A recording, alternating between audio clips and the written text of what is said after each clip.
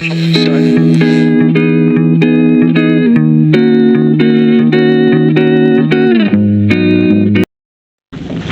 ¿qué tal? Buen día, mi nombre es Jorge Alberto Fuentes Jiménez y hablaré sobre el gobierno político y educativo de José López Portillo. Sin más, empezaré por lo político. Y es que entró al servicio público en 1959, esto con la mano del PRI o el Partido Revolucionario Institucional. Fue la organización que durante la mayor parte del siglo XX dominó de manera absoluta la vida política mexicana. Todo esto animado por el ideario presidente Adolfo López Mateo. Durante este mandato sucedieron hechos como la concertación, la petrolización y la economía, al igual que la aplicación de reformas políticas iniciales para democratizar el país y la primera visita del Papa Juan Pablo II. Él logró hacerse de la cartera financiera del país al ocupar el puesto de secretario de Hacienda entre 1973 y 1975, quebrando la norma no escrita de que la economía nacional se definía por su titular en su turno. Esto quiere decir que un hombre avesado en las finanzas estatales y guiado por criterios. En 1977 comenzó el restablecimiento de las relaciones diplomáticas, con el régimen encabezado por el rey Juan Carlos II y el presidio por Adolfo Suárez, a 2 años del fin del franquismo, siendo designado como embajador de México en España al exmandatario Gustavo Díaz Ordaz. Ante esta designación, Carlos Fuentes, embajador de México en Francia, decidió renunciar, argumentando que no iba a reunirse ni quería ponerse al nivel de quien señalaba como responsable de la matanza estudiantil del 2 de octubre de 1968. En 1981, López Portillo propuso ante el Pleno de la ONU o Organización de las Naciones Unidas el Plan Mundial de Recursos Energéticos y fue galardonado con el Premio Príncipe de Asturias de Cooperación Iberoamericana. En su primera edición, investigó como caballero de Gran Cruz, adornado con el Gran Cordón de la Orden de Mérito de la República Italiana. Buen día, compañeros y maestra. Hoy les voy a exponer sobre el tema política externa durante el gobierno de José López Portillo. Este recibió al país en una situación difícil, ya que estábamos pasando una crisis económica bastante severa, ocasionando que el PIB per cápita cayera del 2.5% en el déficit de las finanzas públicas, mientras que la inflación se situaba en un nivel nunca antes visto, que era de 27.2%.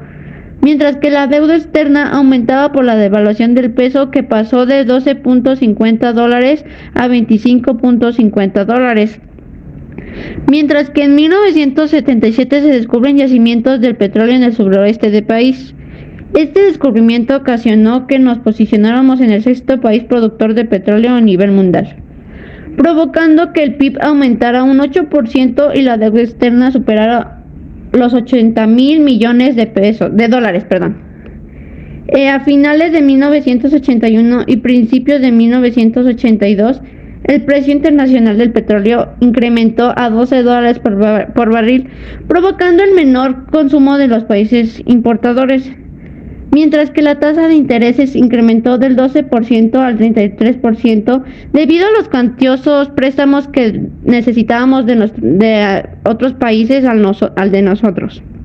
A causa de la crisis de la deuda externa, el presidente López Portillo tomó las decisiones de nacionalizar la banca. Fuera de esto, en otros países como el de España, se restablece relaciones diplomáticas con España tras la muerte de Francisco Franco, mientras que la política exterior de México hacia Centroamérica fue muy activa. En caso de Nicaragua, en 1978, México rompe relaciones con la dictadura de Somoza y apoya la revolución sandinista. En El Salvador, entre 1980 y 1981, lucha el Frente Farabundo Martí para la Liberación Nacional. Entra en una fase crítica contra el gobierno y México interviene a favor de la paz y no de la intervención. De mi parte sería todo y espero que sí me hayan entendido. Muchas gracias por su atención. Con el gobierno de José López Portillo en lo educativo, y es que él se estableció en el Programa Nacional de Educación a Grupos Marginados, es decir, Educación para Todos, cuyos objetivos fueron 3, y fue asegurar la educación primaria a todos los niños del país, impulsar la enseñanza del castellano a quienes no lo hablaran como lenguajes indígenas, y 3, ampliar la educación para adultos. Con esto, para cumplir los objetivos antes mencionados, se pusieron en práctica 50 programas, dentro de los que destacaré 10, el cual fue 1. Promover el hábito de la lectura, 2. Primaria para todos. 3. Educación para adultos. 4. Castellanización de la población indígena monolingüe. 5. Fomento de la educación terminal de nivel medio superior. 6. Coordinación y racionalización de la educación superior. 7. Mejoramiento del sistema de formación de maestros. 8. Mejoramiento de los contenidos y métodos educativos. 9. Desconcentración de la administración y de la operación de los servicios educativos federales. Y 10. Mejoramiento de la administración de los recursos humanos. Todo esto en 1981 se fue modificado gracias al Reglamento Interior de la SED, creando las siguientes subsecretarías: Subsecretaría del Deporte, de la Cultura, de la Planeación Educativa, de la Educación Mental, de la Educación Media, de la Educación de Investigación y Tecnología y la Subsecretaría de Educación Superior e Investigación Científica. Y es que todo esto el licenciado Fernando Solana Morales ocupa la Secretaría de Educación Pública en 1977, quien organizó sus acciones en 5 objetivos, los cuales fueron elevar la calidad de la educación, asegurar la educación básica a todos, destacamos niños y jóvenes, relacionar la educación terminal de manera realística y practicar con el sistema de producción de bienes y servicios, elaborar la eficiencia administrativa y financiera del sistema educativo, y 5. Mejorar la atmósfera cultural general del pueblo. Y es que el licenciado Porfirio Muñoz Ledo se desempeñó como secretario de la Educación Pública el 1 de diciembre de 1976 al 9 de diciembre de 1977, quien elaboró el Plan Nacional de Educación de 1977. Estos propósitos se pueden destacar que fueron vincular la educación de las necesidades del desarrollo económico, la universalización de la educación primaria, la definición de carácter obligatorio de la educación secundaria y la ampliación de los servicios orientados a la formación para la vida y el trabajo, y como último punto a destacar, desarrollar la capacidad del sistema para educar. Sin más, esto todo es mi tema. Gracias por su atención. Voy a exponer sobre la política agropecuaria durante el gobierno de José López Portillo. En este periodo hay abandono del sector agropecuario, por lo mismo que la petrolización ayudaba al aumento de la economía, lo que profundizó la crisis agropecuaria, ocasionando el abandono del ritmo del reparto de las tierras. Se pretendía cambiar la ganadería extensiva por la intensiva, pero por la crisis de la deuda externa, que obviamente no había fondos, ni había dinero, pues ya no se pudo hacer esto. Debido a estos acontecimientos se crea la ley de formato agropecuario, que tiene como objetivo fomentar la producción agropecuaria y forestales. También se crean programas para combatir el hambre de los agropecuarios. Uno de ellos es el Coplamar. De mi parte sería todo. Espero que haya sido clara y concisa en este tema y que tengan bonito día. Política económica monetaria. En 1977, López Portillo establece un acuerdo con el Fondo Monetario Internacional en el cual se comprometió a limitar el endeudamiento público, a reducir el medio circulante, a restringir el gasto público, a fijar topes a los aumentos de salario, a liberalizar el comercio exterior y a limitar el crecimiento del sector paraestatal de la economía. Solo durante un año el gobierno mexicano cumplió lo que pactó, ya que con el descubrimiento de los yacimientos petroleros, la política económica sufrió considerables modificaciones. Con la mina de oro que presentó el petróleo para México, el gobierno creyó haber encontrado el fin de las penurias económicas. Esto fue lo que reflejó el intenso crecimiento económico que experimentó a partir de 1978 y que duró hasta los inicios de la década de los 80. Pero a pesar de la recuperación, el fenómeno no benefició directamente a la población, ya que sus salarios se mantuvieron sin grandes modificaciones y a estos se les impusieron los llamados topes salariales que, según la versión original, no perjudicaban gravemente a los asalariados, pues había incrementado también la oferta de empleos. Por otra parte, durante la crisis, el gobierno autorizó el incremento de salarios, aunque un sector considerable se tuvo que enfrentar al creciente desempleo producido por el cierre de diversas empresas, que tan solo en el ramo de las maquiladoras fue de 1620. Para los empresarios, el alza de salario contradecía la meta propuesta de mantener un tipo de cambio realista y precios estables, de modo que la fuga de capitales se aceleró ante lo que percibían los agentes económicos como un programa de ajuste contradictorio, por lo que la fuga de capitales continuó. El resultado de esto fue que en agosto de 1982 incrementó el precio de los productos básicos. Así, en el sexenio López portillista, la inflación anual pasó de 16.2% en 1978 a 29% en 1981, para llegar hasta casi 100% en 1982. Política económica cambiaria.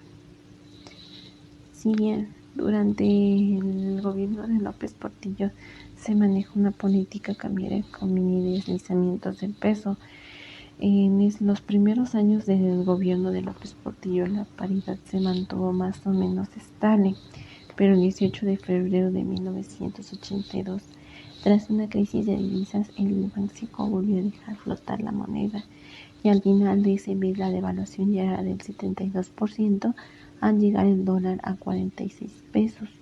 Unas de las causas de la devaluación fueron el endeudamiento del gobierno en una forma excesiva, el aumento excesivo del gasto público, la política económica incorrecta que estaban llevando, los préstamos poco responsables que, sumados a la falta de visión y a la corrupción galopante en el gobierno federal, terminaron no solo por reducir a cero los beneficios del petróleo, sino multiplicar la deuda externa y de paso a devaluar en más de 400% el valor de nuestra moneda. Para minimizar un poco los efectos de la devaluación, el gobierno emprendió una disminución de gasto público, impulsó controles a la importación, subió los precios y tarifas públicas y elevó las tasas de interés. También decretó una alza general de sueldos y salarios del 10, 20 y 30%, que elevó los costos de producción.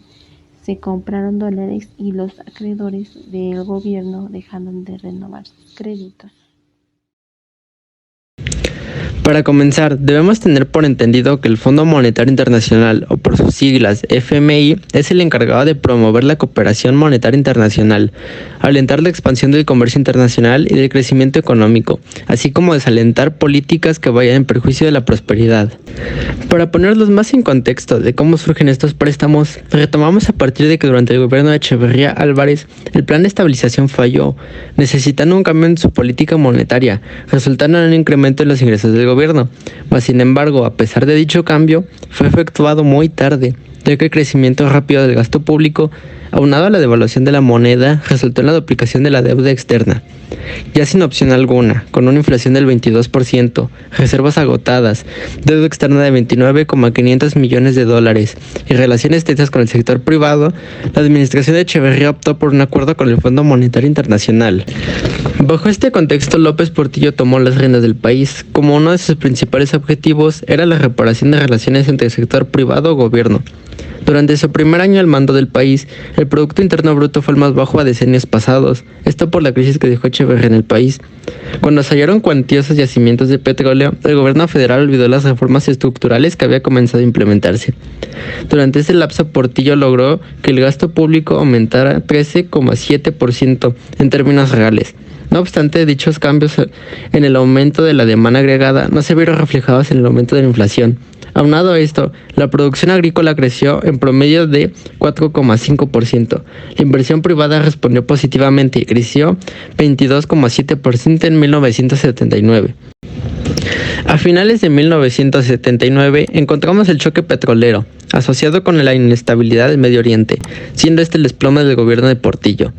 El desplome comienza cuando Portillo se pronuncia respecto al choque como que ahora el problema del país sería administrar la abundancia, siendo esto más difícil que administrar la miseria. Y tal cual una profecía, México se hundió en una grave crisis económica por la caída de los precios del petróleo crudo. A pesar de las medidas macroeconómicas implementadas por el gobierno, fueron insuficientes y la tasa de devaluación del peso se aceleró un poco. Al final del periodo de López Portillo, la fuga de capitales fue inminente. La deuda externa incrementó de 49,000 a 75,000 millones de dólares en un solo año. el de 1981, en los cuales los últimos 12 meses de gobierno, la administración federal se quedó sin reservas y ya no pudo sostener el tipo de cambio, lo que generó una devaluación nominal de 470%. Muchísimas gracias a todos aquellos y aquellas que se tomaron el tiempo de llegar al final de nuestro proyecto. Me gustaría concluir el tema citando las palabras de Portillo luego de este oscuro y amargo cierre de su mandato. A los que 6 años les pedí un perdón que he venido arrastrando como responsabilidad, que si por algo hoy tengo tristeza es por no haber acertado a hacerlo mejor. Hicimos todo lo que pudimos, incluso lo más satanizado, pero afirmo que sigue siendo imperativo del sistema conquistar por el derecho y el desarrollo de la justicia. Más no pude hacer, siendo esto conocido como la promesa que López Portillo no pudo cumplir.